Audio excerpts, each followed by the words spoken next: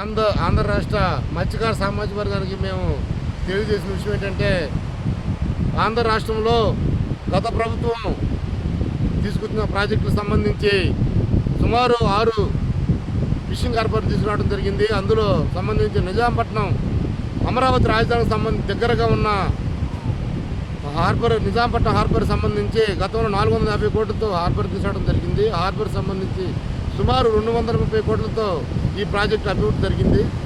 మిగతా ఏదైతే 220 కోట్లకు సంబంధించిన ప్రాజెక్టు నిర్వీర్యంగా ఉంది. ఆ యొక్క హార్బర్ సంబంధించి మిగతా 220 కోట్ల పనులు పూర్తి చేస్తే కనుక ఈ ప్రాంతంలో రవాణా కావచ్చు, రోడ్డు కావచ్చు, అదేవిధంగా మౌత్ కెనాల్ సంబంధించి కావచ్చు, జట్టి నిర్మాణం కావచ్చు, అదేవిధంగా బిల్డింగ్ కన్స్ట్రక్షన్ కావచ్చు, టూరిజం డెవలప్మెంట్ సంబంధించి కొన్ని విషయాలు కావచ్చు, ఇలా అన్నీ సగం అన్నీ ఆగిపోయి ఉన్నాయి. కనుక ఇలాంటి విషయాల మీద మేము ఈరోజు మీడియా ముఖంగా ఈ ప్రభుత్వం, మేము కూటమి ప్రభుత్వం అడగాలనుకుంటున్నాము.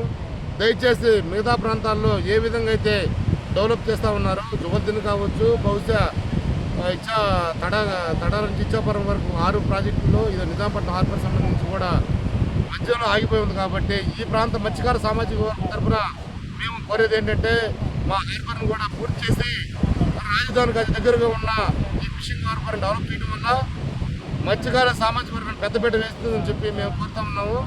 దయచేసి ఈ హార్బర్ని త్వరితగతిన పూర్తి చేయాలని చెప్పి కోరుకుంటున్నాము. అదేవిధంగా గత సంవత్సరం సంబంధించి కూడా మత్స్యకార సామాజిక వర్గానికి బ్యాన్ పీరియడ్ అమౌంట్ కూడా ఇవ్వలేదు, పూర్తిగా అందరికీ అందలేదు, అర్హులైన అభ్యర్థులకు అందించలేదు. ఈ సంవత్సరమైనా సరే అర్హులైన అభ్యర్థులందరికీ రాష్ట్ర ప్రభుత్వంలో మత్స్యకార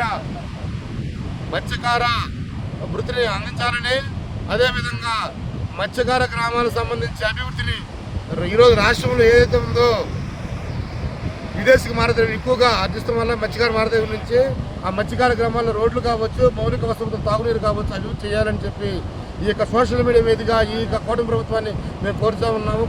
దయచేసి ఇలాంటి అభివృద్ధిని మేము త్వరగా పూర్తి చేస్తారని ఈ మీడియా కోరుకుంటూ సెలవు తీసుకుంటున్నాము.